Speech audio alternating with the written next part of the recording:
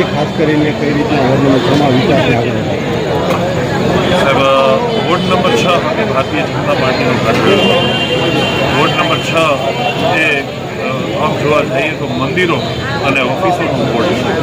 જિલ્લા પંચાયત હોય, કલેક્ટર ઓફિસો, મંદિરોમાં આશાપુરા મંદિર હોય, સ્વામિનારાયણ મંદિર હોય, દ્વારકાધીશ મંદિર હોય, મહાકાલેશ્વર મંદિર હોય, ત્યારે આ બધા દેવી દેવતાઓના આશીર્વાદથી વોર્ડ નંબર 6ના અહીં રહેવાસીઓના આશીર્વાદથી ઘણા જ બધા વિકાસના કામો એવા બધા કરેલા છે ભૂતકાળમાં. એ પછી જ્યારે નરેન્દ્રભાઈ મેઘજીભાઈ ઠક્કર જે નગરપતિ હતા એ પણ વોર્ડ નંબર 6માંથી હતા.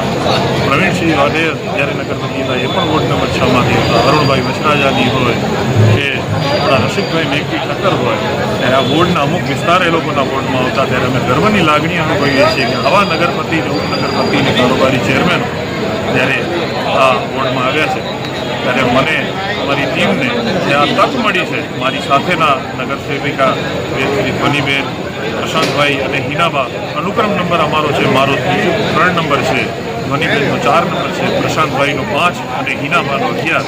તો હું આપના માધ્યમથી વોર્ડ નંબર 6માં રહેતા સર્વે મતદારોને, સર્વે ભાઈઓ બહેનોને, માતા પિતાઓને વિનંતી કરીશ કે આપ પેનલ ટુ પેનલ વોટિંગ કરી અને અમને બધાને જ્વલંત સફળતા આપો. આ ડોર ટુ ડોર પ્રચારમાં લોકોનો કેવો આવકાર મળ્યો? ડોર ટુ ડોર પ્રચારમાં અમે જ્યારે એમના સંતાન હોઈએ, અમે બાળક હોઈએ કે ભાઈ હોઈએ કે બહેન હોઈએ, એ રીતે લોકો દર 2 ઘર મૂકીને ત્રીજા ઘરમાં અમને સાકરથી કે મિષ્ટાનથી આવકારે છે.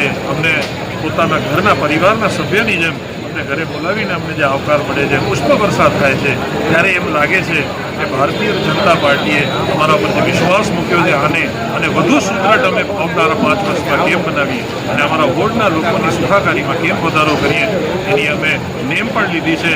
તો આપના માધ્યમથી હું સૌ કોઈને એ અચૂક જણાવીશ કે કોઈ પણ નાની મોટી સમસ્યા હશે એનું 24 થી 48 કલાકમાં નિરાકરણ કરવાની અમે પૂરેપૂરી કોશિશ કરીશું. તો તેના માટે અમે આપને ખાતરી આપીએ છીએ.